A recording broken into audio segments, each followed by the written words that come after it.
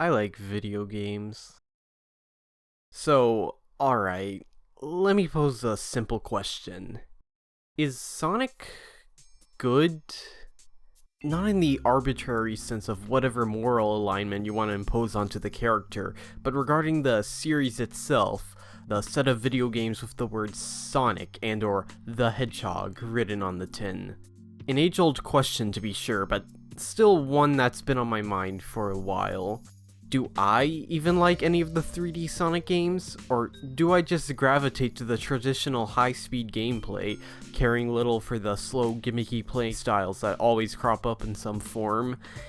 Is that really reasonable when they usually take up a major chunk of the game? Something Lucky Charms. Amidst this brain fog of my own creation, Sonic Frontiers came out. The apparent big turning point for 3D Sonic gameplay, fully embracing free-roaming, open-zone environments, a radical shift from the typical A to B level structure, where any amount of open-endedness would be limited to hub worlds and the like. I doubt many people went into this game with especially high expectations. Whatever this new gameplay structure might present would probably be whatever at best, or maybe even disastrous at worst, but probably just alright. At least, that's what I thought anyway. As a certified Sonic guy, I did play through it, and I guess I enjoyed it. But obviously, it's been a few years since then, so it feels appropriate now more than ever to not only revisit Sonic Frontiers, but how the idiosyncrasies under the surface made me feel, and to reflect on if it's really as enjoyable as I remember it being. Okay, to show my hand for a moment, I actually really like Sonic Frontiers if this or that wasn't a dead giveaway, having played it multiple times long before this video was even in the works. So this will be as much a retrospective as it is a broader reassessment of just, like, what's going on in this game, really? Basically not being constrained to whatever my original experience with the game was like. So, in spite of, and or possibly because of my personal Sonic bias, why the hell do I like this game so much? What is the appeal? There's a certain sequence of events that comes to mind when I think of Sonic Frontiers opening. Sonic and friends heading towards the Starfall Islands on the tornado, shit promptly going down, running through the first stage, etc. But that's not how the game starts.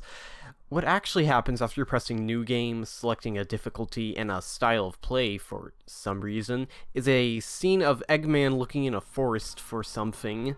He stumbles upon some kind of ancient monument and proceeds to insert an AI program into it, causing it to light up and reactivate. Strange noises emanate from the structure as robotic creatures rise up from the ground, totally surrounding him. And looming far back in the distance is one unfathomably large creature, ominously staring back at the Doctor. A feeling which is intensified by the near pitch-black night, an enveloping darkness not seen anywhere else other than this scene, making it all the more distinctive.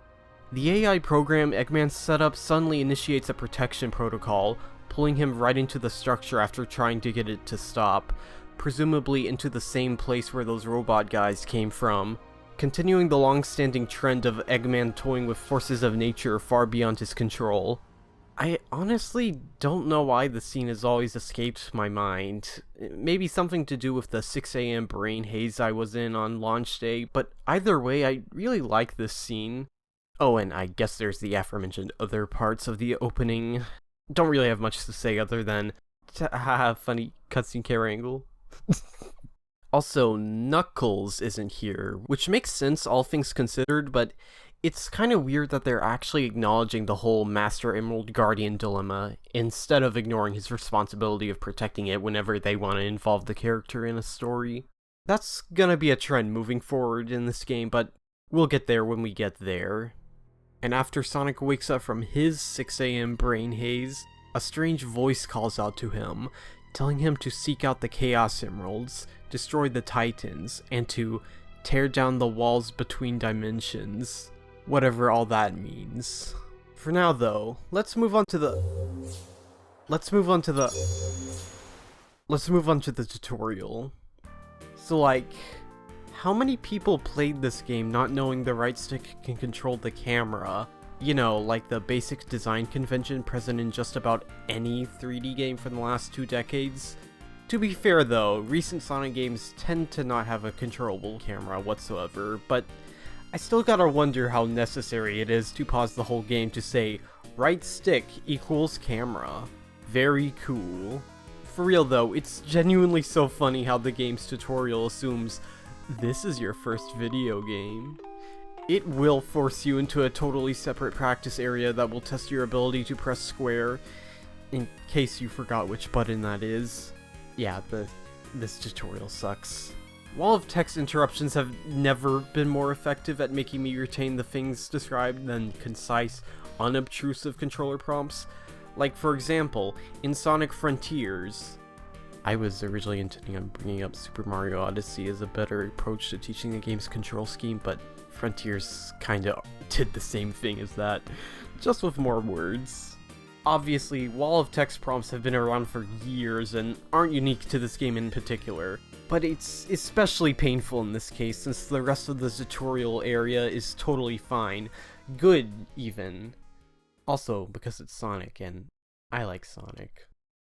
There's something so innately cool about getting to that oddly large structure in the distance, or how the camera spins around as you destroy each layer of tower with the Psy-loop, or trying to anyway.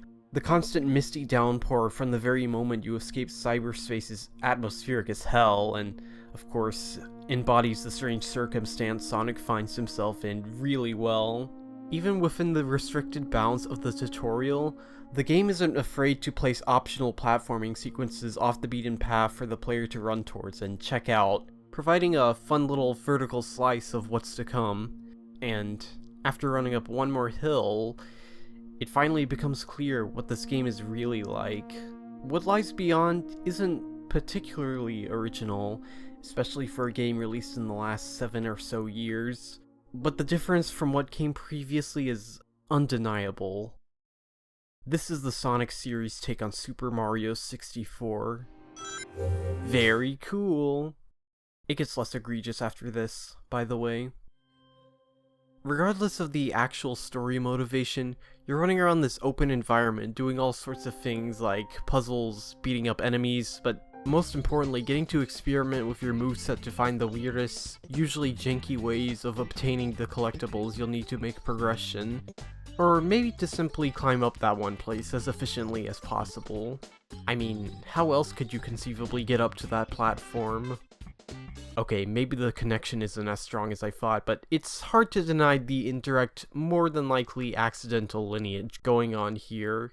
Mario U-turned on the ground, so Sonic could U-turn in the air, and the like.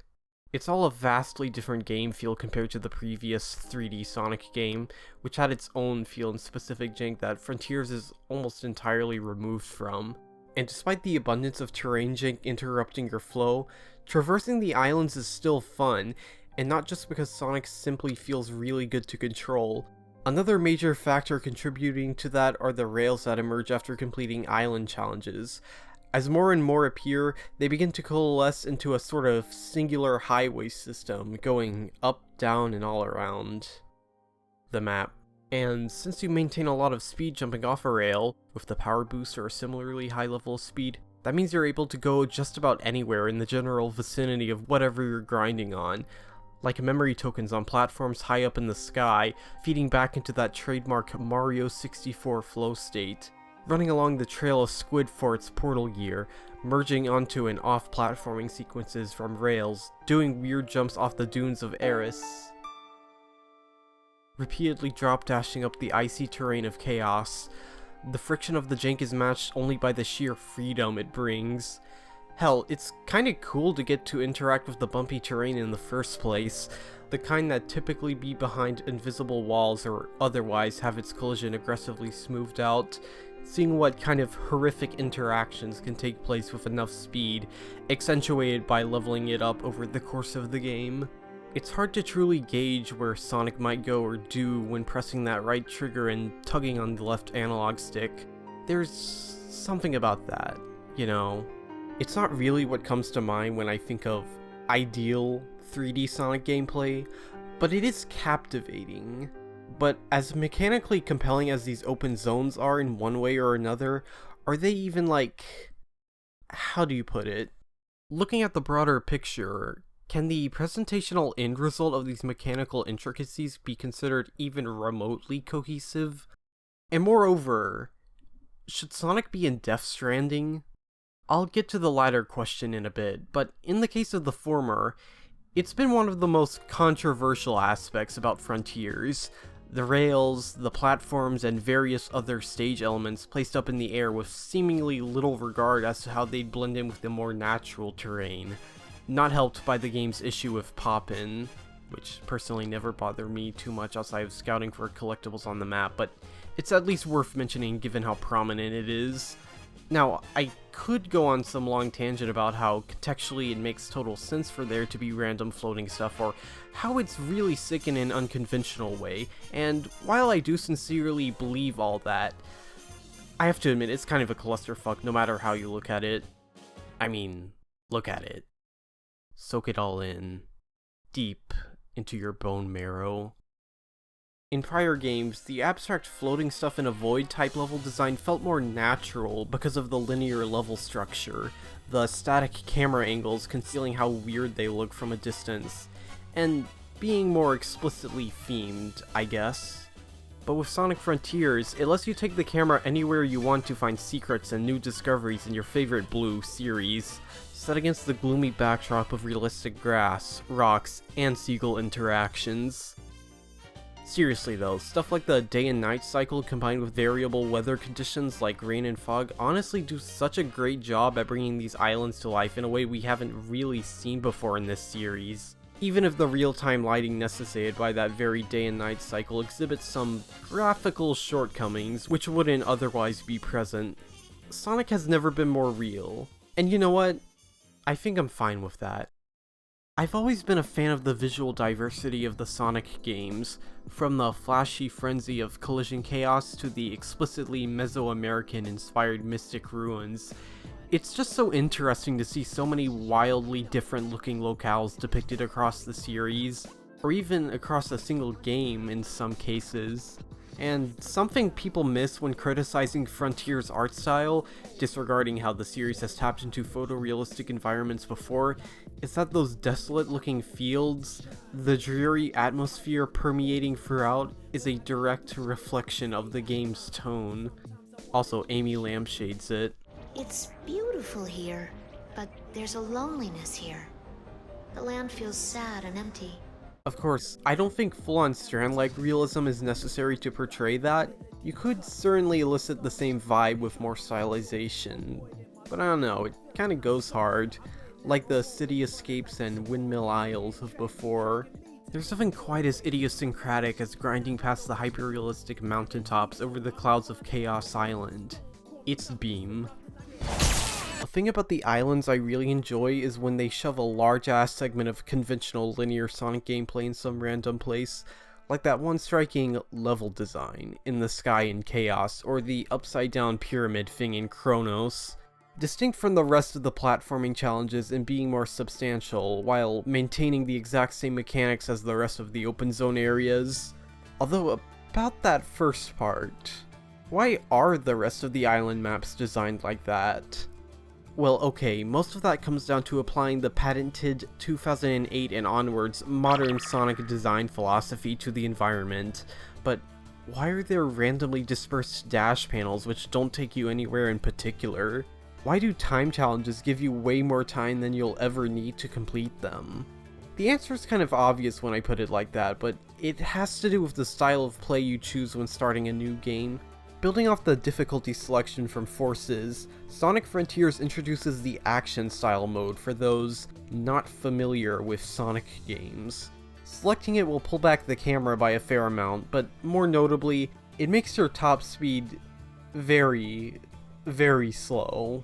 In fact, if you go into the settings, you'll see top speed is literally set to the absolute minimum, alongside a surprising plethora of more intricate physics parameters you can play around with. Which, as I said, it's really strange for a platformer to give the player this amount of control over the physics because, like, it tends to be a bit game-breaking. but at least in this context, it's mostly fine. I just wish the descriptions were more accurate to what they actually did. And so they did accommodate for all these things being adjustable, mainly so with the top speed, just maybe not in the most sensible manner, which is subjectively pretty damn hilarious. Also, with the random dash panels in particular, they also help with getting around faster on high speed mode when you're low leveled, which is nice. There are some mods out there that attempt to alleviate the weirdness of the gameplay in Frontiers, but even in an entirely vanilla state, Sonic Frontiers' open zone structure holds up really damn well. It's fun to simply run around and do nothing, which is a major reason why I've sunk in such an ungodly amount of hours into this game. Mad respects to game mods and the people that make them, by the way. Keep that shit up. But what if you don't want to do any of that open zone stuff? Maybe you only care about the core Sonic experience, that classic Sega gameplay, the thing that, in one way or another, we're all here for. Okay, the fishing gameplay might be considerably pared back compared to Sonic Adventure, but it absolutely makes up for it in the staggering amount of real-life fish you can catch. As it should be, really. Consistent stylization be damned, in this instance. You can skip obtaining pretty much all of the collectibles and simply purchase them from Big the Cat, but honestly, I just like fishing. I don't find whatever gameplay benefits it can provide to be interesting for the most part, as I enjoy playing the other parts of the game too much. Alright, maybe it's about time I try to actually touch upon cyberspace. Or, well, I would, but what the hell even is cyberspace? Which is something I've always wondered. From a story perspective, a gameplay perspective, a musical perspective, really just about any angle. And from what I've seen online, that doesn't seem to be an uncommon sentiment. And I sorta need to define it before I can even begin to analyze it, so... Before even getting to experience the new open zone gameplay, you're thrusted right into the game's first cyberspace stage, immediately setting a particular mood. It looks like the Green Hill we've been to many times before, but with little of the surrounding environment that once grounded it as a tangible place, instead embracing the abstract curves and loops making up the level design as the literal scenery.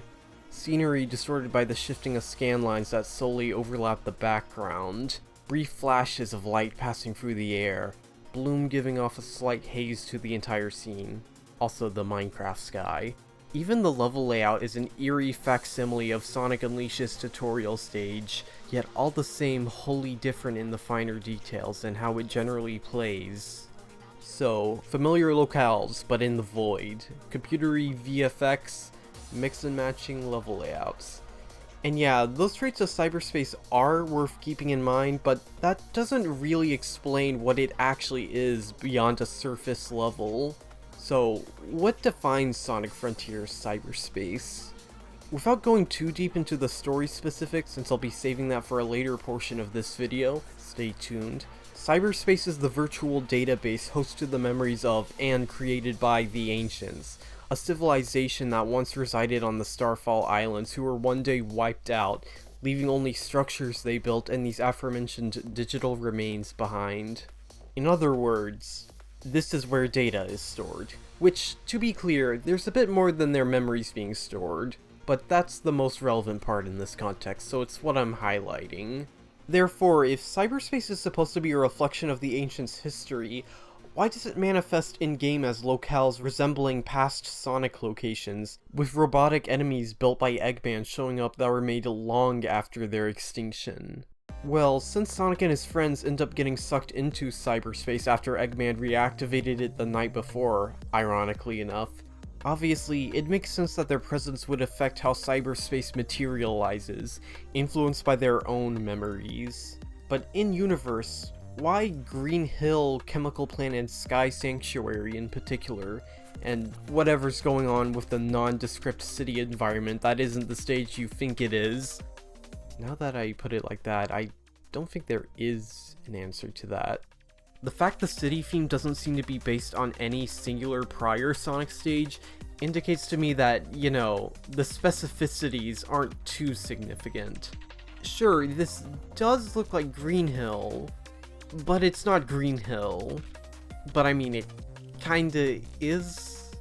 It's just not Green Hill, the place as seen in, say, Sonic the Hedgehog 1. It's a microcosm of cyberspace alongside the other level themes, which is reflected in various ways, like the background music, ranging from the cold foreboding mood of 1-1 to the livelier but far stranger ethereal vibe of 3-5.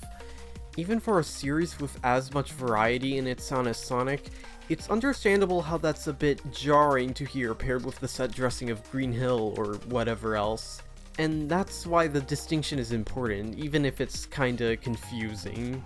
To disregard the ongoing retreading of past zones and their aesthetics in recent games, which this is still a part of to be clear, the cyberspace stages are more than a vehicle to retread those very aesthetics. There is some actual deeper meaning and intent here. With that said though, I'm not too big on how the visual presentation was executed. Not necessarily because 3 out of the 4 level themes are from Generations and or Green Hill, but because they feel too much like their previous original incarnations, making the cyberspace parts seem more like bits of visual flair rather than the context they exist in. Now that I think about it, it's a really strange conundrum to be in. That Frontiers excels so much at conveying cyberspace's themes through its visual design that it inadvertently misses the mark. Strange conundrums are pretty common in these games, aren't they? I've seen some people voice their distaste for cyberspace's BGMs, saying something along the lines of the EDM being unfitting or unfitting for the series as a whole, and even as someone lacking the musical vocabulary to break down exactly why, that's obviously pretty fucking reductive in a multitude of ways. Even the Sonic nerds of 2 decades ago argued over this very thing.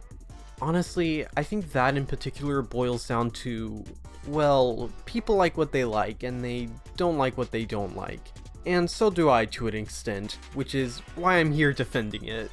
With that prefaced, it's probably appropriate to get into the video game part of cyberspace now.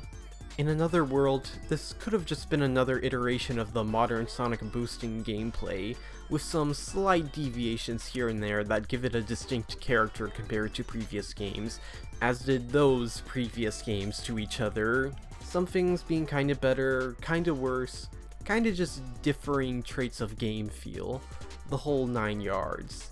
And that's essentially what the cyberspace stages in Frontiers are, except it kept going and veered wildly off course, but it still feels as if it never truly left its original trajectory. What do I mean by that exactly? Well, it's a couple of things.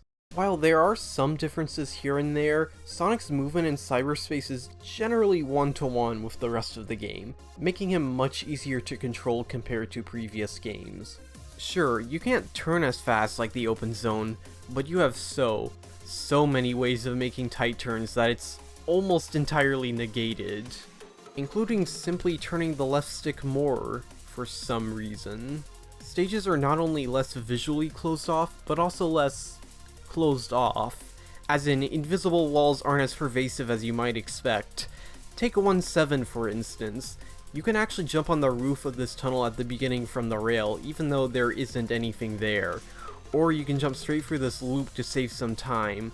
A surprising number of stages let you do that one. Something even crazier is that you can straight up skip a large chunk of the stage if you time a boost into an air boost at the right spot, in no small part to the heightened control given to it in this game. But the craziest thing you can do in any of the cyberspace stages, and by far the most game-breaking, if you perform a homing attack on anything, and you boost right before Sonic lands on the target, the speed and trajectory of the homing attack is transferred into and compounded by your air boost, and since you can snap into any direction when initiating a boost, you can go any place where the wind blows. This is Sonic Frontiers' defining movement tech, the homing dash. Yes, it's 100% an exploit that no stage was designed around. Yes, also, it's an intentional secret technique that was purposely left in according to the game's director, with an official name given by the Sonic Speed Strats video, and even outright acknowledged by the game in a post-launch update on the results screen, though I'll get to all that post-launch stuff when I get to it. And yes, that is totally just the magnet dash from the Spark the Electric Jester games. And it's sick as hell. It's so cool something like this, which was never shown in any official media before launch, something that was discovered by the community on their own, could have such a profound impact on the game in a way not seen since the Spin Dash in Sonic Adventure. Even if you were like me and only learned of the homing dash later on from Folks Online, it's still such a simple yet fantastic example of the intricacies in Frontiers. There's really only so much a trailer can say about the hands-on experience, and when it comes to cyberspace, the undertones are what end up ringing out the freedom in the linearity. Just like the open zone, the canvas of cyberspace can be yours to paint. Or some gay shit like that, I don't know, Sonic's gay, Knuckles is gay, they fucking kiss. To get back on track to the intentional side of things, there are multiple mission objectives in cyberspace stages that'll net you extra vault keys, alongside the ones you'd usually get for completing the level, which is sort of the whole reason the game wants you to go to cyberspace to begin with. Kinda glossed over that one, since it's not exactly difficult to get all the vault keys you need. Getting the S rank is pretty trivial in most stages if you have a decent grasp on Sonic's gameplay, precluding any wacky homing dash business. The other two, collecting a certain number of rings and finding the obligatory red star rings, do add a nice bit of replayability within the main game. You're probably not gonna get them all on your first try. Actually, I'm not even sure if it's possible to clear every objective in one go in every stage. Maybe that's why the S rank times were so lenient. There aren't distinct 3D and 2D sections and stages this time around, they're kept completely separate. Probably because the cyberspace stages are meant to be more bite-sized experiences, making the intermixing of gameplay styles less necessary in this context. And for the record, I do still think 2D gameplay, even in this evolution of Sonic gameplay, has a place in the otherwise estructura tridimensional of these games. Though I will say, Sonic feels sluggish in this game's 2D sections, and even cyberspace as a whole in a way that can't be entirely remedied by cranking up the big speed slider. It's baked into the level design to an extent. Joke here about how most in-game parameters don't affect cyberspace or something. Okay, since I covered some similar ground regarding 3D Sonic gameplay in an earlier video of mine, link in the iCard, I figure it's worth clarifying my thoughts on that stuff, how they've evolved and changed since then as I get more into my personal gripes with cyberspace. I've always felt a bit frustrated about how people treat game design with such objectivity? Like, this thing is good because it makes you do so-and-so action, or this thing sucks because there aren't enough obstacles. That type of, I guess, pragmatic analysis alone doesn't capture the full picture, in my opinion, which is what led me to making that older video to begin with. I'll admit, I did get a bit too pedantic with the specific terminology. Momentum and automation have their place as colloquial descriptors. I just think people get carried away with gesturing at these things, sans the how or why of their presence and ubiquity. And for a series where something like the visual spectacle of the gameplay matters as much as Sonic, it feels so weird to not really acknowledge that. Saying a 3D Sonic level is bad because it's over-reliant on straight lines, automation, or whatever the hell without further elaboration doesn't make sense, since those are just prominent level design tropes across the series. Also with automation, that can also serve the purpose of giving the player a break from the constant action, which especially suits games after Unleashed with a greater emphasis on quick reactions to incoming obstacles. It's like saying the classic games are just holding forward and pressing jump occasionally. I mean, sure, but also both of those perspectives fail to recognize the finer details, how you engage with them in practice that distinguish a feel of a Sonic Heroes from a Sonic Generations from a Sonic Forces. Not all straight lines hold the same weight and all that. Speaking of peak, if you thought Sonic Forces stages weren't that engaging, understandably so, A major part of that might come down to the fact that the game simply has a less exhilarating game feel compared to before, with everything from the animation to the camera work being toned down and simplified. And maybe less so because of how the levels are designed. That said, I totally get why they specifically toned down the sheer speed and weightiness of the control over time. I mean, Unleash's daytime stages pretty much have the chaotic as hell control of Supersonic, but without the Chaos Emeralds.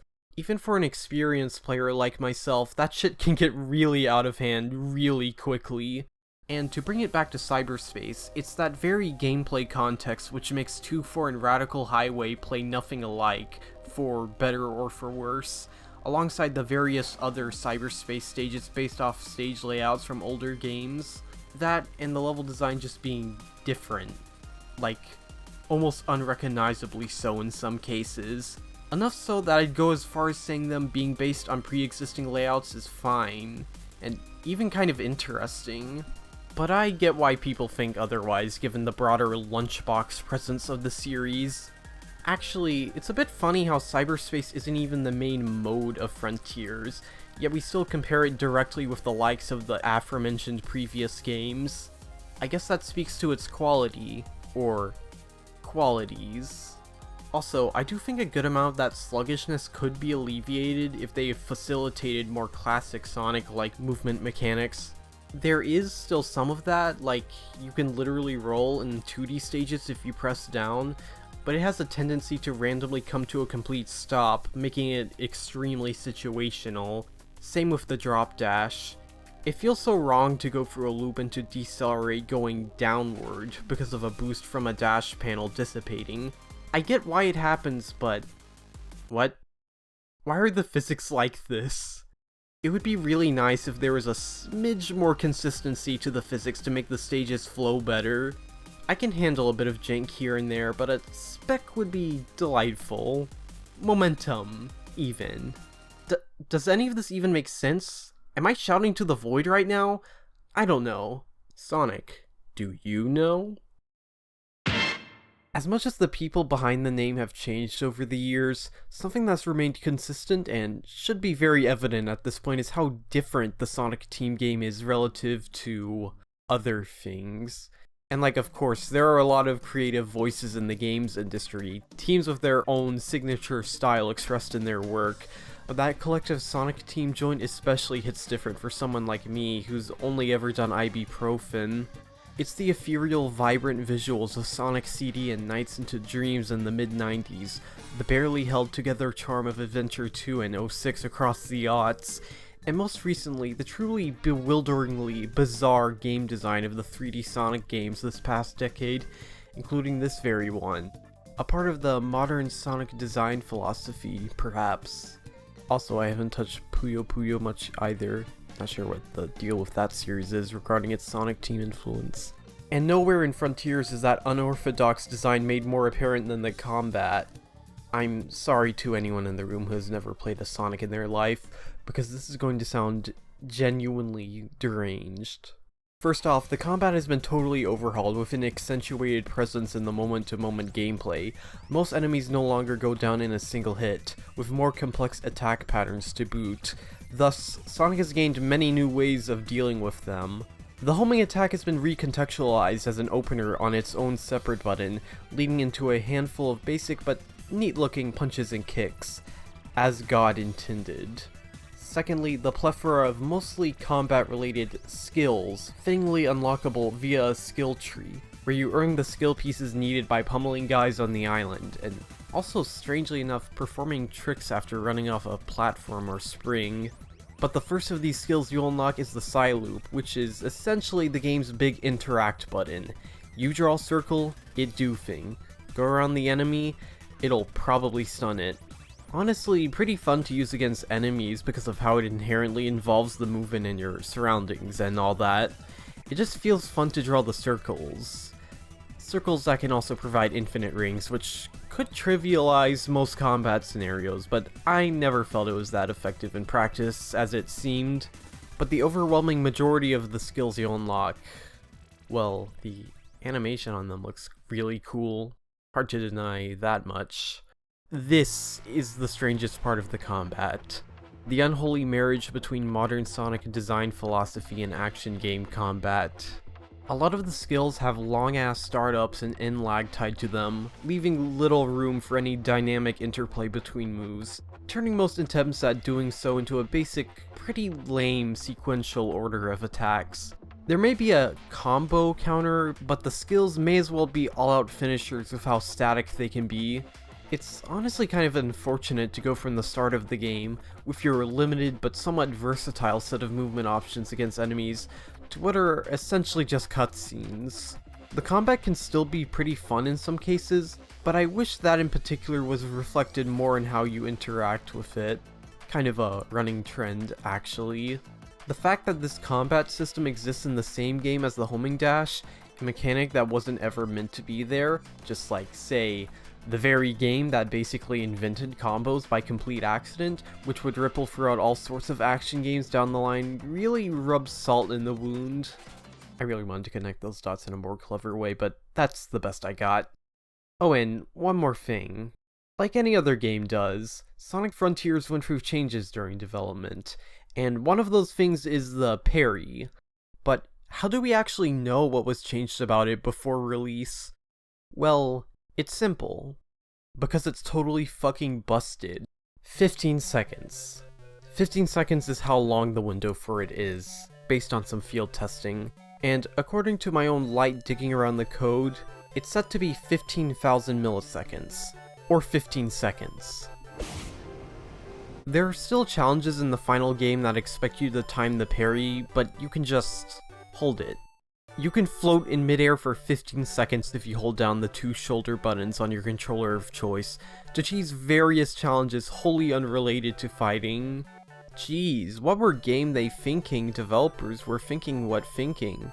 What? This is very silly. I'm not gamer raging at the 15-second parry, I just think it's really funny. And yeah, it can be really useful if you get knocked off a high-up platform, letting you examine your surroundings and see if it's possible to land back on something close by. While you can repeatedly stall yourself mid-air, you'll probably also be air dodging for positioning, the fall speed of which can't be cancelled, so there's at least a little balancing to the 15-second parry mechanic, if indirectly. I talked about it briefly earlier, but there's bosses you get to fight on the Starfall Islands who drop portal gears upon being defeated, part of the whole collectibles gameplay loop and whatnot. I'm really fond of how they usually involve your movement to some extent, like flinging through blue rings to the top of Ashura to destroy its appendages, clearing the rail hoops of Strider while dodging its lasers to close in and attack it, or chasing down Squid until you find a vantage point in the terrain to hop on its trail, which is my personal favorite. It tends to bring out the most compelling combat encounters in this game. Speaking of which, one of the major selling points, I suppose, of Frontiers are the Titan battles, the climactic endpoint of each island, the whole reason you're collecting the emeralds in the first place so Sonic can stand a chance against them.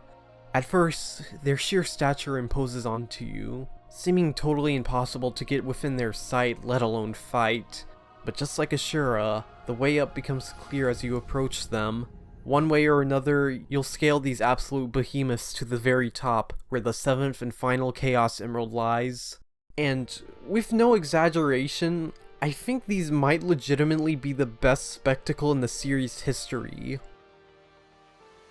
The first Titan fight, Giganto leaves such a strong impression on you by letting you absolutely wail on it, flying through the air, doing cool QTEs while dodging lasers and shit, all set to the radically different, frantic heavy metal sound of Undefeatable.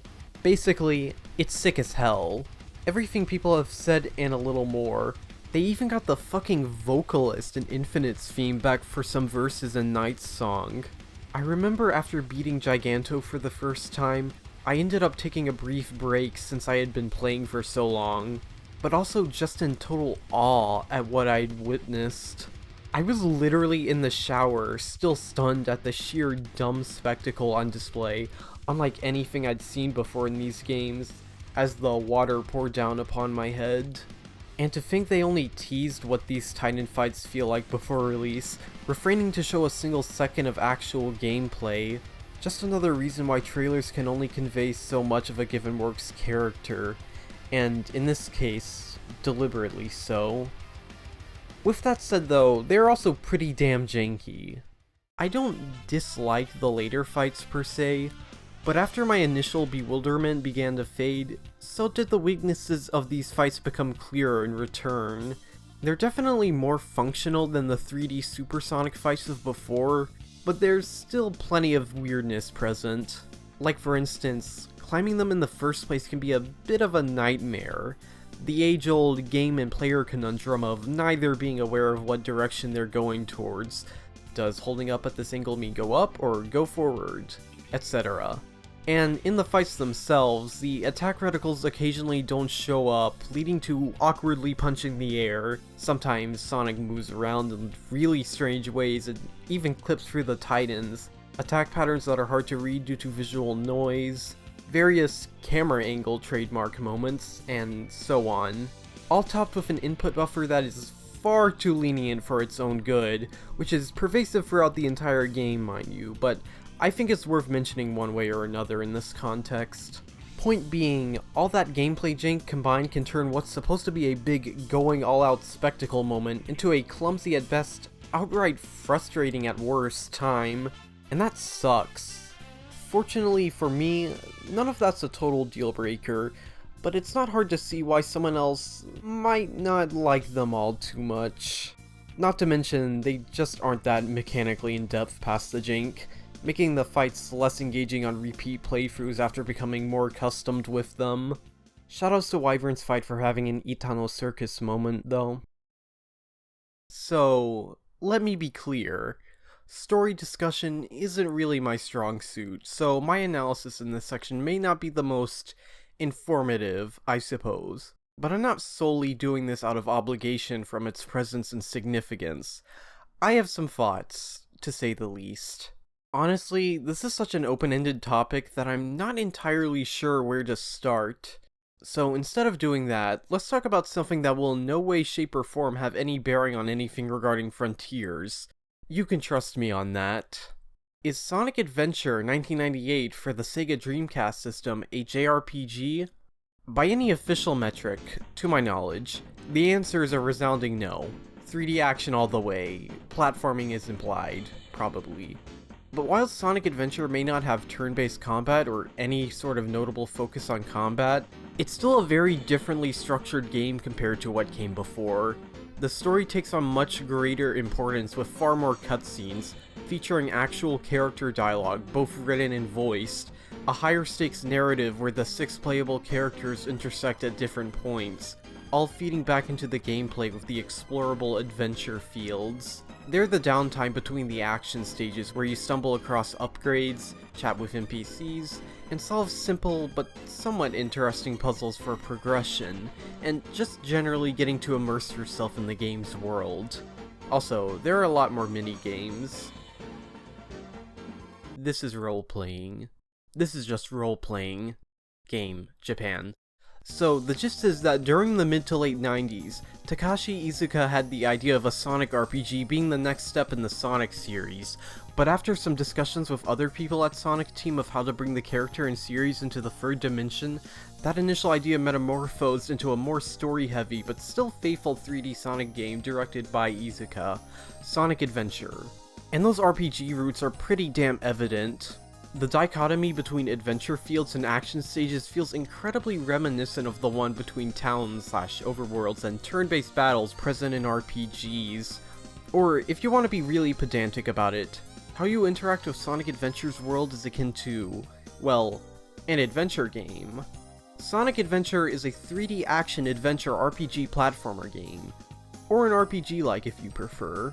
And the groundwork laid out by that game would go on to influence all 3D Sonic games going forward, from longer playtimes to many more play styles and modes, and other things that stem from the RPG-ness in one way or another, which I personally say is most prominent in Sonic Adventure, of course, Sonic 06, Sonic Unleashed, and Sonic Frontiers. And for some of the same reasons I love Adventures, I also really love Sonic Frontiers' story. So yes, that was entirely related, as I said earlier in this section. It's true that Frontiers is tonally very different, with a much more desolate atmosphere than Adventure, or even most other Sonic games for that matter, but one thing their stories do have in common is the shitty, janky-ass, lethargic, but lovely presentation of their cutscenes. Well, in Frontiers' case, specifically the side interactions you can unlock on the islands. A good chunk of the main path scenes are actually animated and look pretty decent. Good, even. But its side interactions will dropkick those conceptions into orbit, with their stiffed can poses, lip sync bordering on non-existent at times, strange composition choices, and so much more. Actually, there isn't that much more to it. Of course, though, Frontiers' permutation of the jank cutscene feels distinct because of the 25 whole years passed between it and Adventure.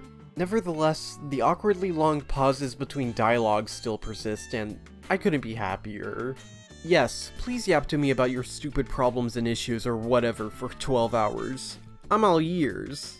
Like, legitimately, I fuck with the somewhat laid-back approach the game takes to its cutscenes, which is even present in the main path to a degree. That's actually one of the reasons why I prefer Adventure 1 over 2. In the first game, there's an almost slice-of-life feel to the way scenes are set up, getting to hang out with these characters that may not necessarily involve the overarching chaos plotline. Whereas in Adventure 2, shit's paced like an action movie, with higher stakes and less time to breathe, heavily compounded by the omission of adventure fields.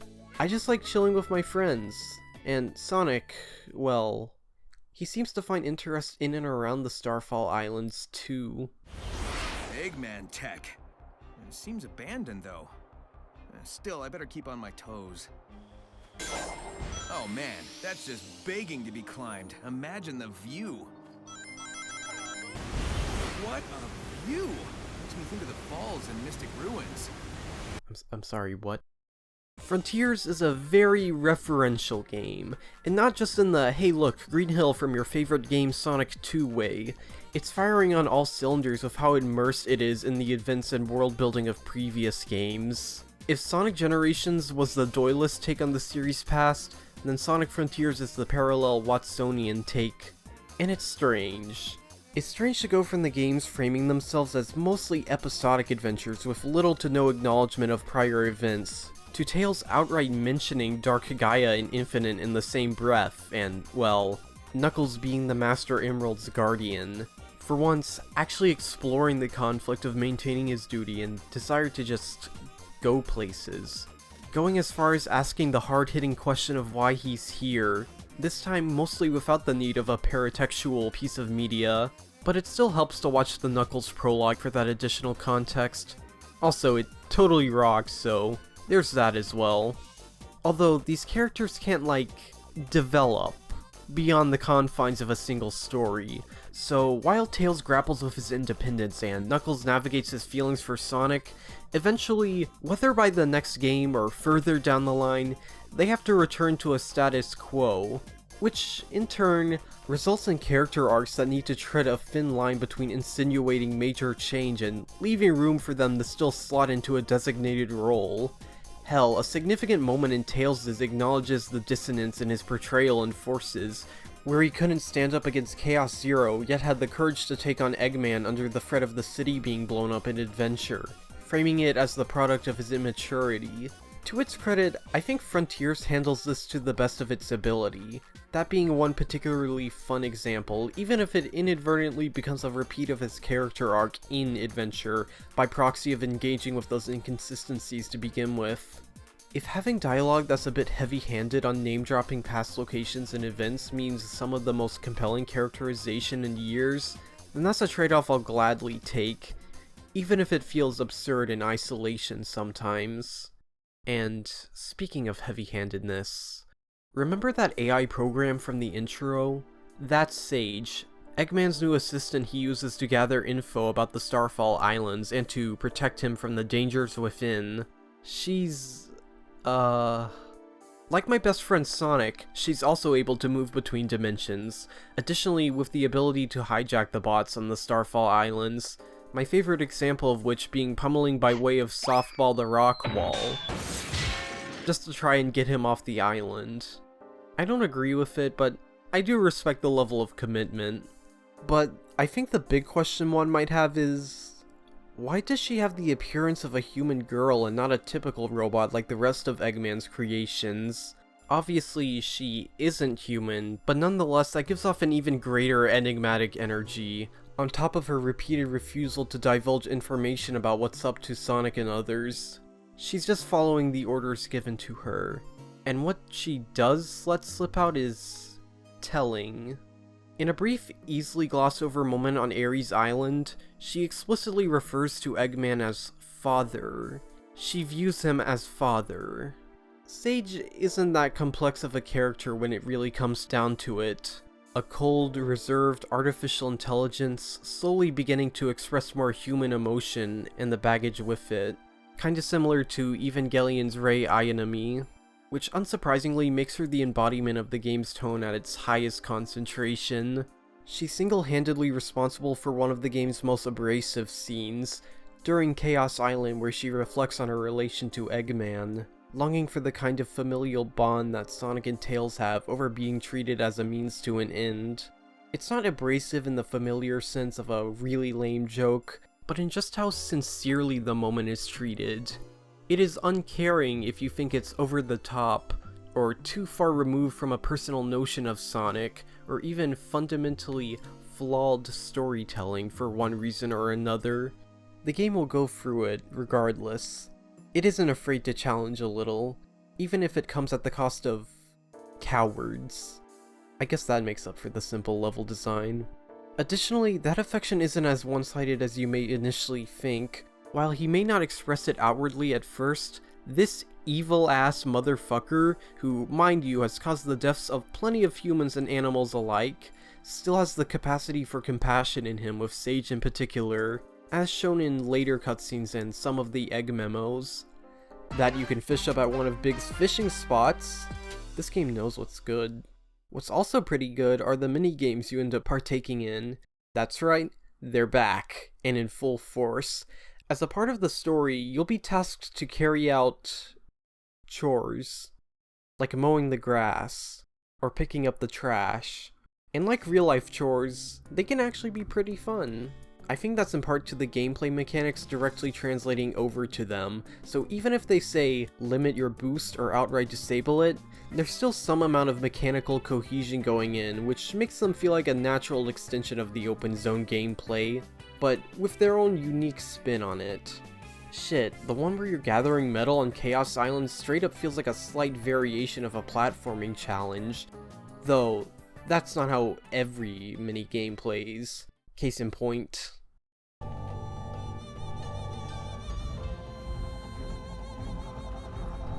Pretty divergent from anything resembling typical Sonic gameplay.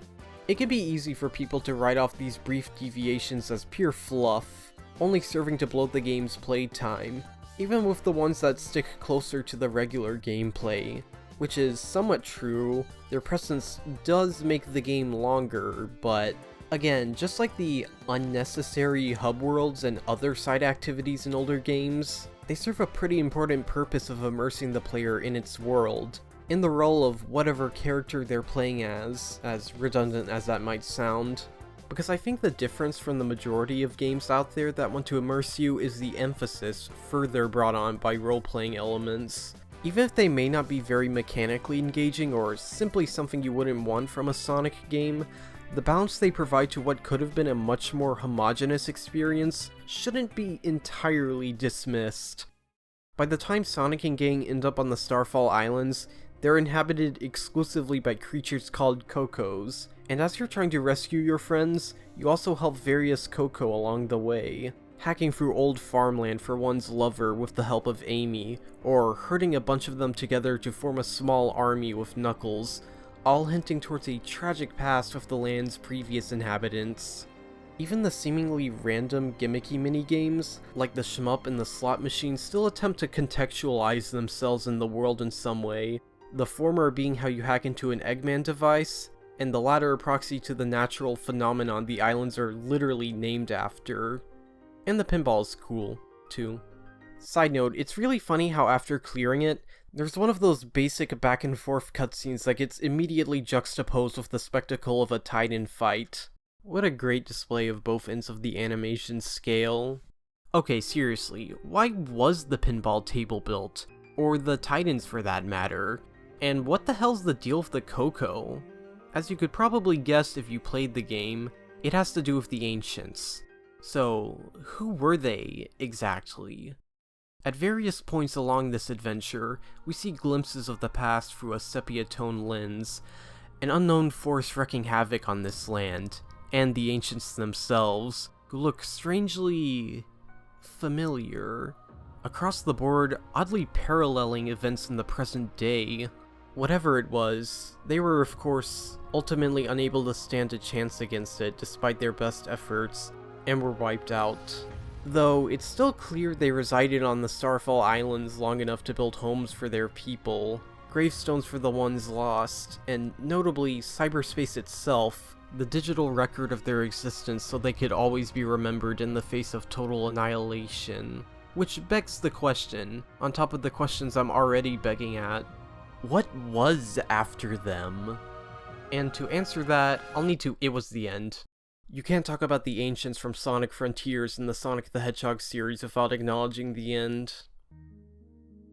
So, the Ancients aren't just an ancient civilization, they're an ancient alien civilization that fled from their home planet in threat of it being obliterated by the end, an entity that has existed for, well, a pretty fucking long time. They were unwittingly guided to Earth by the 7 Chaos Emeralds, reacting to the Master Emerald's presence there. One thing led to another, and bam, they died. So, the Chaos Emeralds have an origin story now. They were made by aliens or otherwise just used by them. Also, the Master Emerald is specifically terrestrial, but that's a whole can of worms neither I nor the game itself wants to get deep into. Was this all necessary? Obviously not. This franchise has been totally fine without any explanation up to this point, but how it was executed is genuinely kinda clever in a way that isn't immediately evident in the moment. In Sonic Adventure, a new antagonist is introduced, Chaos, the god of destruction who was once sealed inside the Master Emerald, now wreaking havoc in and around Station Square, and while it isn't explicitly stated, as far as I know, its form was mutated from an ordinary Chao by the Master Emerald according to supplementary material, both contemporary and modern. And just by taking a good look at Chaos, specifically its form without any emeralds, it's clear that they're related to the Ancients, which is outright confirmed by one of the egg memos. The bastion of all lore ever. Chaos and presumably all Chao are descended from the Ancients. They weren't completely wiped out by the end, I think. Just like how Adventure expands upon Sonic 3 and Knuckles' bits of world building like the Echidnas and the beast that almost wiped them out, so does Frontiers with the Chao and Chaos from Adventure, and the Chaos Emeralds as well, of course. All tied together neatly in the game's opening scene, where Tails track down the Chaos Emeralds to an archipelago in the middle of the sea, which not only discreetly establishes the game's central plot point, it also mirrors 3 and K's prologue as described in its Japanese manual. I say manual because they didn't adapt that part for Sonic Origins' cutscenes. Lol. But one might say, the Ancients referred to the gemstones as Chaos Emeralds even though they were named after Chaos because of the form it took on with all 7 of them. Yeah, that is weird and a notable fallacy in Frontiers' writing. However, let me pose this. That doesn't necessarily rule it out as being a coincidence. It's possible. If Frontiers' method of exploring pre-established world building was the only thing standing between you and the brain matter splatter from a 12 gauge, you're probably not going to live, but it's still a lot more cohesive than it might seem on the surface. Speaking of death, Sonic is dying. Look at him. Throughout this journey, Sonic has been taking on a bit of cyber corruption every time he's rescued one of his friends, growing weaker yet still trekking onward in spite of it all. However, it all comes to a breaking point on Rhea. After climbing up every tower and breaking each seal, his body locks up, having succumbed to the ailment just as Sage spoke of. I've always found it odd how Sonic's struggle isn't really reflected in the gameplay in any substantial way. You're doing the same as usual, boosting around, jumping on springs, going through loops. with the only difference being in his idle animation. But the more I thought about it, the more it comes off as a deliberate stroke of ludonarrative harmony on the game's part. Outside of cutscenes, Sonic isn't all that talkative.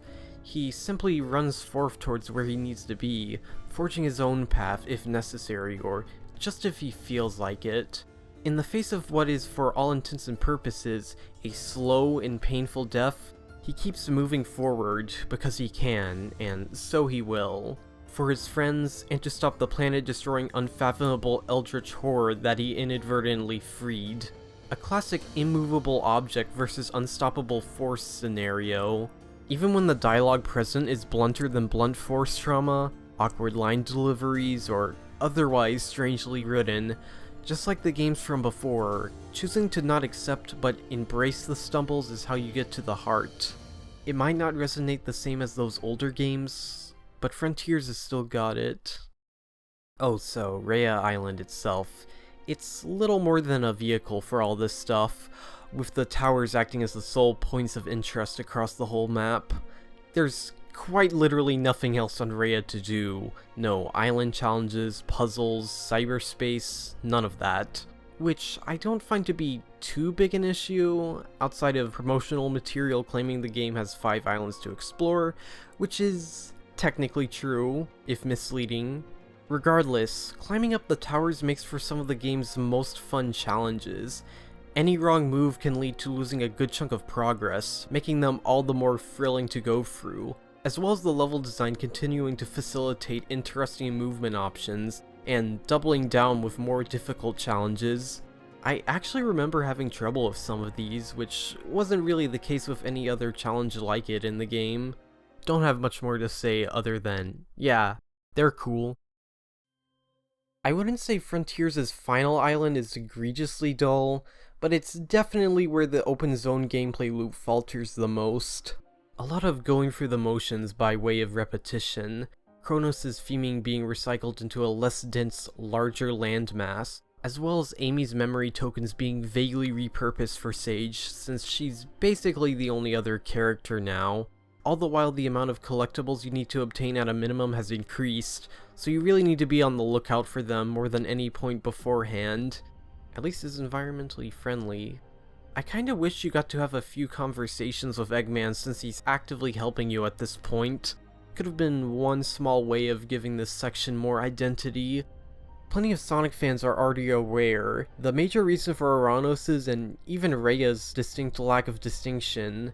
They were both split off from a much larger Kronos Island before the game's release, which is why Rhea Island is just Kronos from certain angles. They weren't even cleanly sectioned off.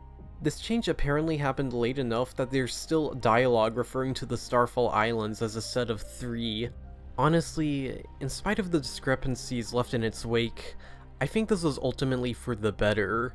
Uranos is already big enough as is, but literally revisiting the same map would have made it feel even more repetitive than it is in the final game, plus diminishing what makes Kronos work so well to begin with. As hard a pill as this might be for some to swallow, I don't think Frontiers' endgame was ever realistically going to be much more substantial at any point in development. People like to look at these kinds of developmental materials, the cut content, as if representing some sort of true vision that wasn't able to be fulfilled for one reason or another, how that one cut QT could have made all the difference, disregarding how the things in question would have fit in, or them outright being a less refined early draft, etc. That notion may hold some truth in some cases, but broadly, conflating those interesting differences and early concepts as inherently better is a bit dumb, in my opinion. It's fine to be dissatisfied with a piece of media, and there may not be some covert reason that rationalizes that feeling. It be like that, sometimes. Video games are cool in how they are malleable because of their interactivity. It provides more avenues to get something out of them compared to other mediums, and even in what I feel is Sonic Frontiers' low point, there's still plenty of things that I enjoyed. I really like how the ghost fight has its own dedicated level space you need to run through as it zaps away your rings. Like I said earlier, bosses that emphasize regular Sonic action tend to be the most compelling to me, especially on repeat battles. And unlike Rhea and Kronos, Oranos does have one distinct example of visual theming.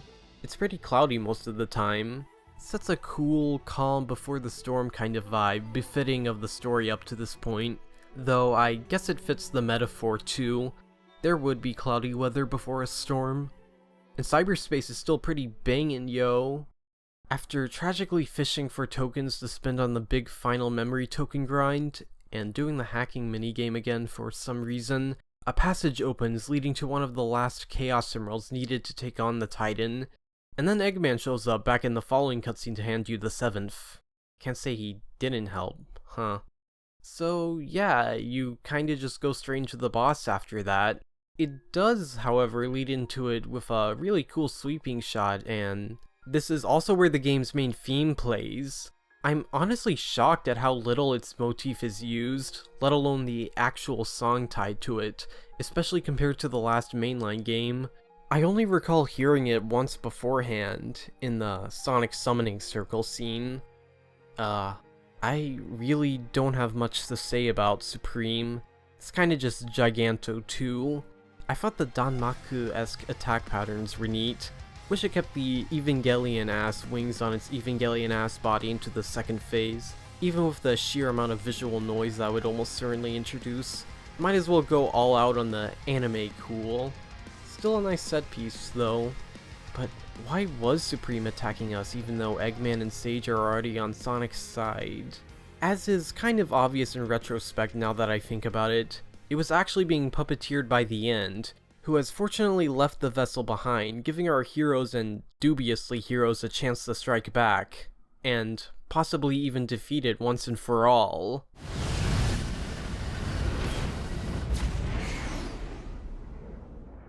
Be careful, dear daughter. Man, he really cares, doesn't he? Now, before I get into this section, let me ask a question. What is the best final boss in a Sonic game? And what was the thing about them that truly stuck out to you, like a perfectly timed piece of music, a great character moment, or just the deviation from the regular gameplay into a superb set piece that really punctuates everything up to that point? I don't think the End comes to mind, does it? It never fully sank in for me until I replayed the game for this video, but I think the End is not only a great subversive finale, it's Sonic Frontiers' best moment. It's not an ordinary supersonic fight like the rest of the game, but even from the very moment it's introduced, it's clear something is very different about this foe. It's shown to take on the form of a purple moon with a red shine to it, not some monster with a lot of complex features, just as simple as an ominous, blood-stained moon with conscious thought. The End. If the Titans from before were like skyscrapers, the End is on a whole nother magnitude, both figuratively and literally, absolutely dwarfing Supreme in the framing of a top-down shmup, in a similar vein to the hacking minigame, same mechanics and all. So, in a sense, a subversion of what supersonic final bosses have always done. It's really hard to put into words how magical this climax is. Like a back-to-back barrage of cool things going down, subdued while still feeling grander than any previous encounter. Getting eldritch shit-talked as you whittle its health down, gloating about how powerful it is, which obviously isn't unmerited at this point. Its bullet patterns intensify the more you fight back, even firing the very same laser that tore through all of the Ancients' defenses. All accompanied by a fittingly emotional track, I'm With You. Say what you will about Sage as a character, but the way the game portrays her sacrifice is genuinely phenomenal. Once its health gets low enough, it fires a laser which Sonic manages to hold off. Supreme, being piloted by Sage, appears and assists him, eventually managing to dissipate it entirely, leaving it vulnerable to one more attack. In a funny little callback, Sonic is tossed by the hand of Supreme in the trajectory of the End, and after lining himself up just right, he smashes straight through it. As the once pounding final boss music simmers down to a simple piano, the End suddenly shines brightly, surging with an unfathomable power. But before it's able to take down everyone else with it, Sage rushes over to it to contain the blast. With a brief hesitation, she realizes what she must do, not just for Eggman, but for everyone. And then, it is pierced. Please, look after Father. It's difficult for me to say if the end is my personal favorite Sonic final boss, seeing how extensive the series' history is, but it definitely sticks out as one of the best. Helps that the shmup gameplay is really fun, too. I'm not gonna lie though, my initial impression of this fight was soured. I misunderstood the shooting mechanics on my first playthrough. I didn't realize your ship essentially becomes invincible against the color of bullets you shoot, so I couldn't get past the last few attacks, forcing me to switch to a lower difficulty which skips the boss entirely. I got far enough that I didn't miss out on much, but nevertheless I still felt bitter on principle. But with the passage of time, that feeling mostly subsided. I'm so glad I can finally see the end for what it is. A fantastic high point, even if harping off SA2 a tad. But maybe that's an indication of a good-ass Sonic story. Shit, didn't I already do this exact black screen expressing my intimate feelings about the game thing in my last video? Well... Anyways, about the ending. Sonic's friends are finally brought back from the clutches of cyberspace, the Blue Hedgehog himself landing back on Earth shortly thereafter. They're finally all together again, no cyber stipulations whatsoever. Eggman, though... yeah. I almost feel sorry for him. Then... a song called Dear Father begins to play, which genuinely punctuates the emotion of this moment so well.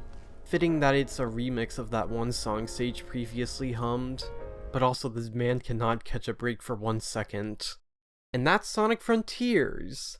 Honestly, what a wild ride. Nope, there's still a post-credits scene. We come back to Sonic's friends about to take off on the tornado, and not one of them wants the Frontiers too. Though, after all they've been through, it seems like they want to go on adventures on their own terms. I wonder if cream and sticks are free. That is a fucking wild thing to say out of the blue. Well, we'll see how all that goes, but until then, they fly off to who knows where. I have to wonder though, how does Sonic feel about all this? Surely, what happened to Sage is at least in the back of his mind. He must feel some empathy for her, yet he never expresses that, not even so much as a glance to the stars. I guess he chooses to burden that weight internally for the people around him, powering through it like he always does. Oh, also, One Way Dream kicks in, which is a meaningless statement if you've never played the game, but I think it goes without saying it's a perfect send-off in song form to this strange, wonderful game. Apparently, it's supposed to be a message from the developers about pushing beyond their limits, shooting for the stars, that kind of sentimental stuff. Very sweet, TBH. And that's Sonic Frontiers. Wait, there's still one more scene? Deep within the catacombs of the Starfall Islands, Eggman is seen interfacing with some kind of computer before suddenly, the voice of Sage is heard calling out for him. That's my girl. I get how this moment may undermine the weight of her assumed death for some, given she's literally brought back to life right afterwards, as if she's just another one of the Doctor's bots.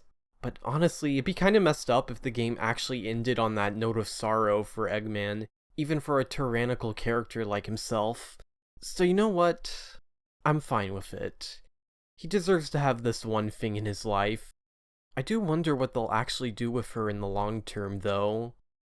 And that's Sonic Frontiers. For real this time. Would play for 200 plus hours again. Also, one little bonus you get for beating the game is arcade mode, allowing quick access to every cyberspace stage from the main menu. No mission objectives unfortunately, but still a really great feature to have in the first place. I wouldn't have accumulated half those hours without it, so I hold a lot of gratitude for that. While this may be the end of the game, it's not the end of the fun, because Sega ended up doing something very special after launch. Yeah, so Sonic Frontiers received 3 pieces of completely free DLC, but they're just additional costumes for Sonic, nothing very substantial. Like the classic, the genuine, Sonic Adventure 2 shoes. I'm gonna be honest, I've sorta slowly grown to detest how the soap shoes look, just in general. They look kinda ugly and overly complex in a way I don't find appealing, personally speaking. I get it though, but also, I'm not sorry. Most notably, they dropped a whole-ass Rathalos Monster Hunter getup complete with an entirely new cooking minigame based off the real Cooking Monster Hunter video gaming. It's cute. Also, they made a Christmas skin, which, whether intentionally or not, it's a rare reminder of the festive motif in his initial design. But that's not what people mean by Sonic Frontiers' DLC, do they? A couple weeks after the game's release, a roadmap was announced consisting of 3 major content updates that would release over the following year, all being entirely free. The third and final being a whole new story with playable characters, emphasis on the plural. This was totally unprecedented, at least for the Sonic series. While the specifics were kept under wraps, the prospect of post-launch updates was really exciting for a multitude of reasons. While Frontiers did receive a lot of positive reception after its release, that came with baggage of a divisive variety. A lot of complaints regarding mechanics, controls, visuals, story, basically all the things I've covered extensively up to this point. To plenty of people, these updates seem like a major opportunity for these issues to be addressed in one way or another, covertly or otherwise. But did they actually deliver on improving Sonic Frontiers' perceived shortcomings? No, not really. In some ways, Sonic Frontiers after all the updates is kinda worse off. But first, I'd like to highlight the full-on positive changes and additions made. Update 1 brought in a quick restart feature for cyberspace, which is genuinely such a godsend, as someone who actually likes playing them over and over. I'm surprised more games don't ship with that to begin with. Even Penny's Big Breakaway didn't have it until post-launch, despite being made by some people from the Mania team. Pretty funny situation there. And in the massive changelog of Update 2 is a big overhaul to the map completion screen. Alongside the total map percentage per island are progress bars for each goal, like memory tokens gathered and boss fights tackled, turning gold when fully completed, which is not only stylish as hell but also another nice quality of life change, albeit less immediately useful if you aren't going for 100% completion. There were some other neat little tweaks added, like the ability to disable the power boost cutscene and leveling up your speed/rings all at once, but that's kinda it for things that outright improve the base experience. A lot of what was introduced were side modes that have little to no bearing on a normal playthrough. Cool side modes, I think Battle Rush reformats the combat encounters in an interesting way, but still side modes nonetheless. There's not a lot here that would make you like the game substantially more if you didn't like it much to begin with, but there's something else in Update 2 worth mentioning. If you ever wondered what those timer icon markers in the footage you've seen were, those are action chain challenges, where you try to achieve the highest score and rank possible by running around and interacting with things. It's kinda unbalanced, but still pretty fun. Weird how some of them are placed so close to each other though, meaning you'll be running around the same areas if you try to do them all. But what if you try and do them all, as well as every S rank? You unlock a new ability, the Spin Dash, and it sure does provide new ways to traverse the islands, as they said. It is very, very busted. It's faster than the boost, it hurts enemies, and it ramps off terrain like fucking crazy. Also, it works in cyberspace, same speed and all. It's like a sledgehammer to a nail. It's the cheat code that lets you fly, and cheat codes are fun, but I have one question. why does it become permanently enabled on your save file, including arcade mode? It might not be total invincibility or a moon jump, but it's strange to just hand the car keys like that, or more accurately, to weld the keys into ignition. And I don't know, maybe it'd be fine if I could choose to have immediate access to the fly button. In fact, when I was recording footage for this video, I actually had to swap from using my DualSense to a Switch Pro controller because the left trigger got so sensitive and kept activating the spin dash whenever I tried to move. And one more thing. This is more of a personal anecdote than anything, so it might not be an issue to many other people. But after the first major update to Sonic Frontiers was released, the game has a tendency to crash. Oh, hi Sonic Frontiers. Mostly during loading screens. I don't know if it's because of mods, uninstalling the mod manager didn't help, or something up with my system in particular, or if it's present in all PC versions of Frontiers or just the Steam version, or even some de novo thing. In any case though, the game is less functional for me. Not to say these updates should have been paid DLC, but the fact they aren't free DLC makes their changes much harder or even outright impossible for some to revert. For better and for worse, things like the extra Coco challenges and possibly the crashing are simply part of the game now. Is this a weird complaint to have? Maybe. I don't know. And yet, in spite of that one major issue I've had to deal with, I still think these first two updates are pretty cool.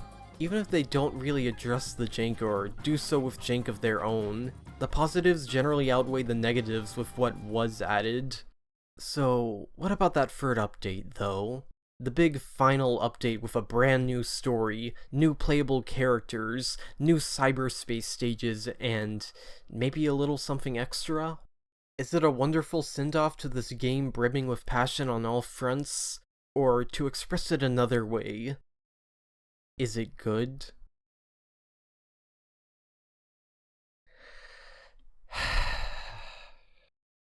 If it wasn't already crystal clear by now, there are very few franchises out there that I'm more passionate about than Sonic. I truly love this series, both regardless of and regarding what others might see as shortcomings. But even I have my limits. In order to start this alternate story path, you go up to this big ring near the start of Varanos, then there's this whole dramatic sequence of Sonic jumping into it that plays out. On the other side is just Varanos again. We meet up with Eggman and Sage, where she presents an alternate plan, one she once thought was impossible but is now in reach, to bring back Sonic's friends so they can find the Chaos Emeralds, while temporarily halting his cyber corruption so he can learn to take advantage of that power to stop the end. And after a bit more convincing on Eggman's side, she goes through with it. Which by extension means Amy, Knuckles, and Tails are back in action, allowing them to take the center stage for the first time in a long while, even if mainly to just help Sonic collect the emeralds. It's a bit weird, but the premise to this new story is looking to be kinda promising. However, the moment you get into gameplay is when the problems of another story arise. You aren't able to perform basic actions like stomping or even regular attacks without unlocking it in the respective character's skill tree first. But skill pieces are also a lot rarer since there aren't any regular enemies roaming around, so you need to look around the island for Coco that'll give them to you. But only if you're the right character, otherwise you're not getting shit. Too bad. Oh, and the new map Coco are also restricted to specific characters, only being able to switch between them at exactly one spot on Varanos Island. Just in case this story wasn't already looking like the one set on the DK Isles. And the characters themselves, they play really goddamn weird, like, both Tails and Knuckles have long startups on their flying/gliding actions, which makes navigating the island with them far less fun than it could have been. Though, at least they patched Knuckles' glide later on, as well as remedying its insane amount of inertia when turning. Unfortunately, the issues go further than that. Amy has just 2 moves involving her iconic Pico Pico hammer, neither of which being that offensively useful, opting instead for a heavy emphasis on a fortune card motif, even though that hasn't been a prominent part of her character beforehand. And this version of Aranos Island kind of speaks for itself. There is zero cohesion between environment and level, only an egregious popping in clusterfuck of blocks and panels strewn about in a way vaguely reminiscent of coherent game design, while all the same being easily bypassed by waltzing on in from an unintended angle, or by pressing the literal fly anywhere button with tails. Because that's just an ability you unlock now. If you unlock the tornado boost, you don't actually have to play the game. You can simply beeline towards whatever objective marker the game is pointing towards without any thought. And that's essentially what another story feels like.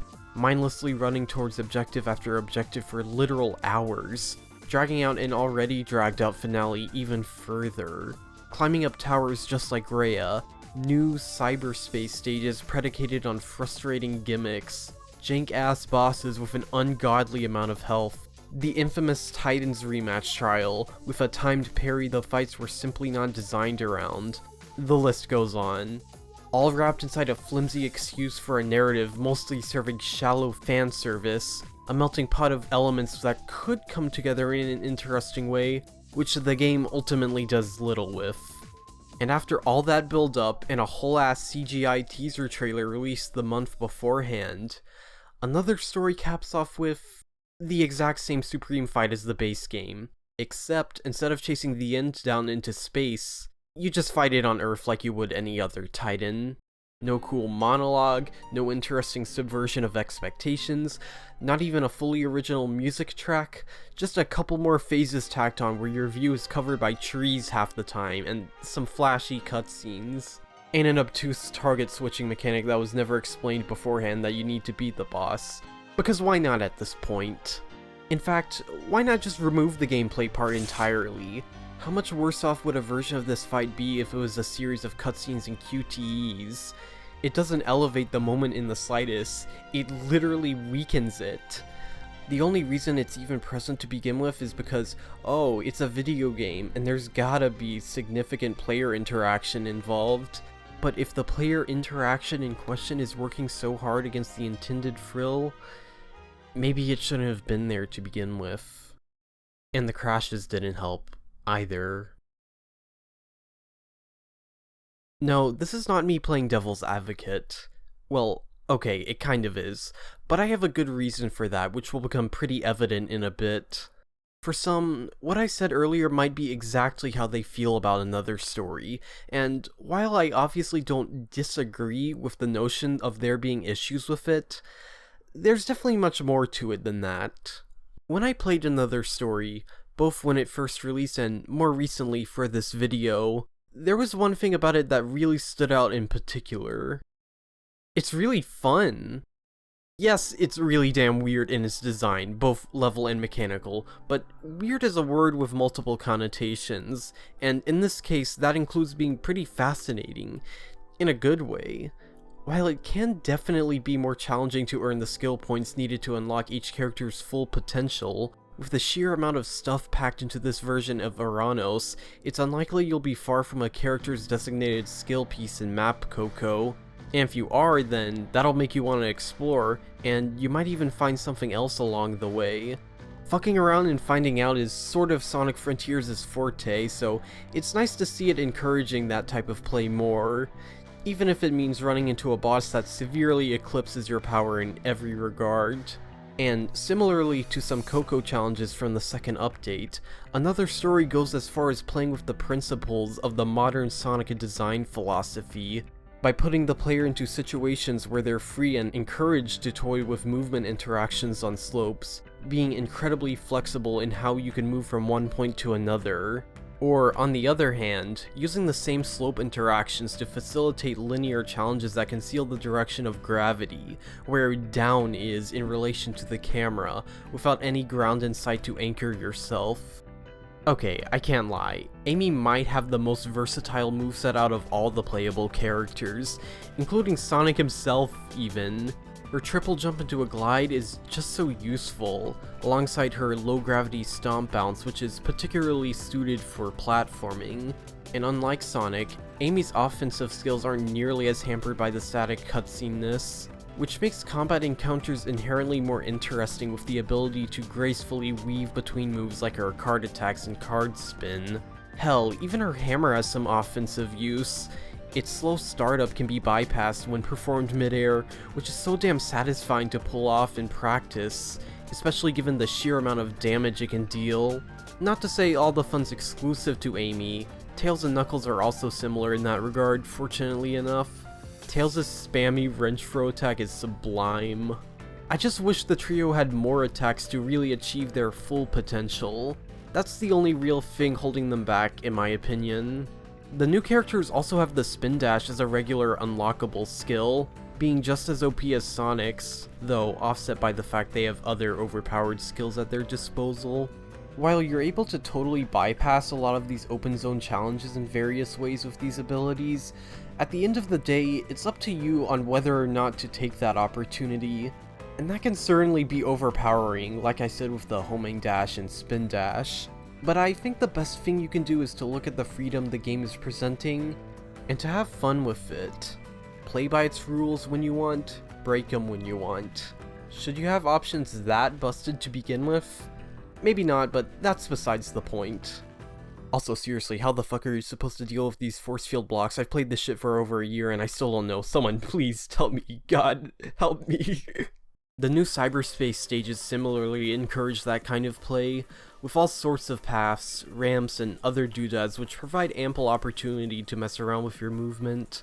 The spaces you traverse are designed with things like the spin dash in mind, to the point you get handed it the moment you start playing as Sonic. Also, as annoying as the new stages' gimmicks can be at times, they still bring out unique and interesting interactions that makes playing them worthwhile, even if you can end up with all the resources you need from them in other ways, thereby making cyberspace optional. 4C, for example, pits you against a holographic Tails in a race, and in order to actually beat him to the goal, you have to go out of your way to avoid drawn-out set pieces that deliberately waste your time, entirely subverting the sometimes questionably engaging automated spectacle in these games. Though, beating Tails is also optional, so I guess you can just ignore that part. Just wish the stages had checkpoints with how much longer they can be compared to the base game stages, though. I really love the brief character banter that plays out after certain story events. There was basically none of that outside of cutscenes, so it's refreshing to see these characters talk in this context, as trivial as that ultimately is. Shoutouts to the fact they actually let you talk to Eggman in the open zone. I wonder if they were deliberately saving his side interactions for another story. Speaking of story stuff, what's with all that? As I already went over in the main game, it was Sonic who pushed through his worsening illness to break Amy, Tails, and Knuckles out of cyberspace, and once he succumbed to it, they returned the favor by risking their lives to drive it away, giving Sonic one more chance to save everyone. But in another story, the roles are reversed. With Sonic's cyber corruption momentarily stabilized, the others become free to seek out the Chaos Emeralds for him as he goes after the towers. But just like Sonic himself, they too begin to experience the ailment as they interface with the Ancients' technology. Pushed to the brink, enduring pain at the highest extreme, going all out for their friends so they can put an end to the end. Meanwhile, the lingering spirits of the Titans' pilots hurl Sonic through intense trials that not only test his physical skills, but also his mental fortitude to control this new chaotic source of power. And maybe also their trust, since he did kind of destroy the first 3 Titans and the seals containing the end. Nevertheless, Sonic pulls through with sheer determination, and after one more trial, he's finally able to return the favor, to go beyond his limits. And with all 7 Chaos Emeralds in hand, courtesy of the others' efforts, once again, he comes face to face with the end.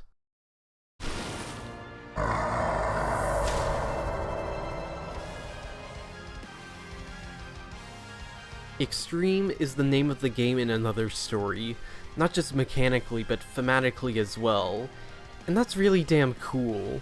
It might be difficult to handle or outright painful sometimes, but that also means some of the craziest shit you'll see in this game. Positive connotation.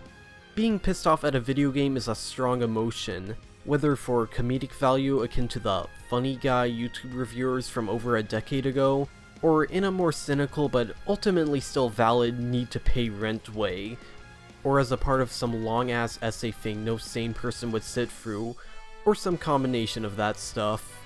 Regardless, you should try not to let yourself be totally blinded by the irritating shit, because even if it seems pointless to seemingly hurl yourself at a virtual wall, there may be something genuinely compelling on the other side you wouldn't have noticed otherwise. Don't try that in real life though, you'll get a concussion. And with this final boss, well, gameplay-wise, I still don't think it's exactly the greatest, what with its obtuse and evil mechanics, but it really is the surrounding context which elevates this moment, both in and out of another story itself. Whether it's the Titan pilots' trials, the other's rising cyber corruption, the Sonic summoning circle, if we want to bring it back to that. And most importantly, Sage with Eggman by her side doesn't hit as hard without having played through the base game's ending. Another Story's parallels are ubiquitous because it's another story. It is explicitly supplanting the original, not replacing it. This fight isn't just a plate of jank topped with some fan service, it's got some actual substance to it beyond jangling the keys. But it undeniably does a lot of the latter. And in the climax of the fight, you know what happens? Sonic breaks past the limits of breaking past limits, and stops holding back.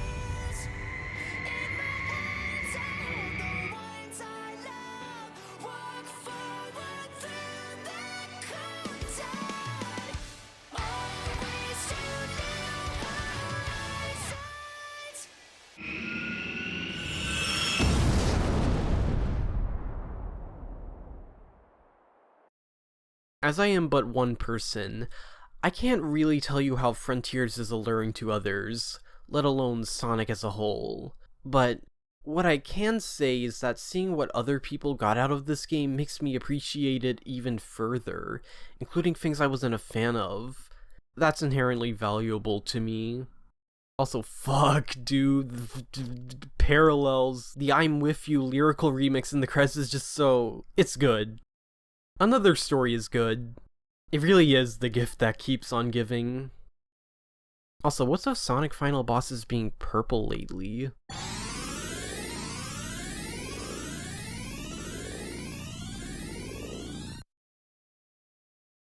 In the present day, the Sonic franchise is in a bit of a weird place. Or maybe more accurately, after the turn of the millennium. With a few exceptions, Sonic just hasn't been a critical darling for the past 2 decades. There's a noticeable dip in ratings after Sega went third party.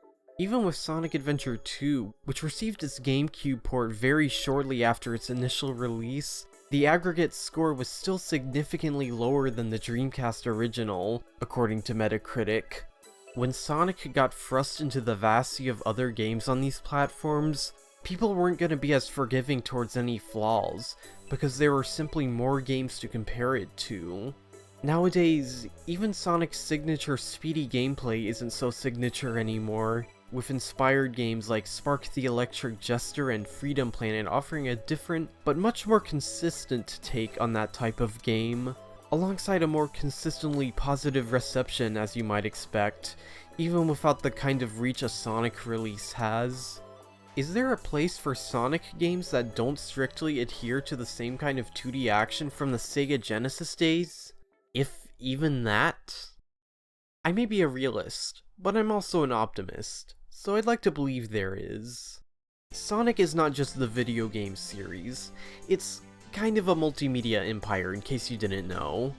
I don't know the exact numbers, but the non-gaming sectors of the franchise have been far more wide-reaching and influential than the games themselves in some ways. For instance, if you were to ask a random person who Mario is as a character, assuming they're already familiar with him, they might say, he's a jolly plumber from Brooklyn eager to step up as hero alongside his brother whenever trouble arises. Kinda generic, but something along those lines. If you asked that same person who Sonic is, then their response would probably be more like, he's a cool blue dude with an attitude who runs fast, loves chili dogs, and stands up against any oppressive forces to protect nature. Sonic didn't eat a single chili dog until Unleashed, in 2008 mind you. Those weird 90s cartoons were a lot of people's first exposure to the Sonic brand, to such a degree that the mainline games eventually adopted certain iconography from them, because that perception of Sonic was and still is so solidified in pop culture, which still holds true with newer Sonic media like the live-action movies, and to a lesser extent Prime and the IDW comics. The multimedia pulls from the games and introduces elements of its own, and in return, the games pull things from said multimedia with their own spin on it. Basically, while the Sonic video games may sell a couple million, other parts of the franchise will make millions more. But as time marches onwards, it really seems like some of that popularity is starting to bleed back into the games themselves. Long-standing sales records are getting broken, once-fought impossible storylines are being told, review scores are actually seeming to go up, and so much more. But I have to wonder, now that Sega's putting more and more resources into the games, likely in part to the huge success of the movies, is that going to be a good thing in the long term? Would a Sonic game developed with full-on AAA resources remedy every last issue that fans may personally have with the games? Would it be that mythical 10 out of 10 masterpiece inside one's head, where jank is washed away leaving only the best parts shining through? Can that game even exist under those circumstances? Could it exist at all, even? And as silly as this might sound, would there be anything genuinely meaningful lost in the process? Maybe even the friction of the jank itself? Just some food for thought. Still though, for better or for worse, the future of the series is being shaped by this very game, so I think it's worth having this discussion. There's a reason why some people prefer 3NK over Mania, SA1 over SA2, or Unleashed over Generations, despite the latter examples generally being considered more refined versions of their former iterations. And even those freaks who favor Forces over Generations. I know you exist, and you're waiting for the day you can wholeheartedly share your opinion without immediate derision. Me too, buddy.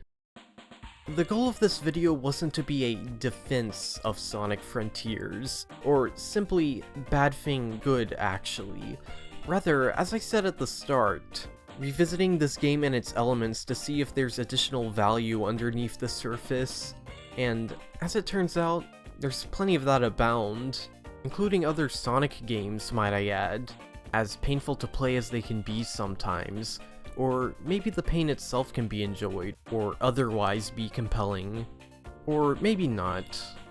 If you, the viewer, came into this with an uncaring or negative stance about Frontiers, but were still able to understand this point of view in any regard, I'd consider that a success. And if not, well, that's fine too. This whole video was pretty dumb and sappy anyways, 7 out of 10.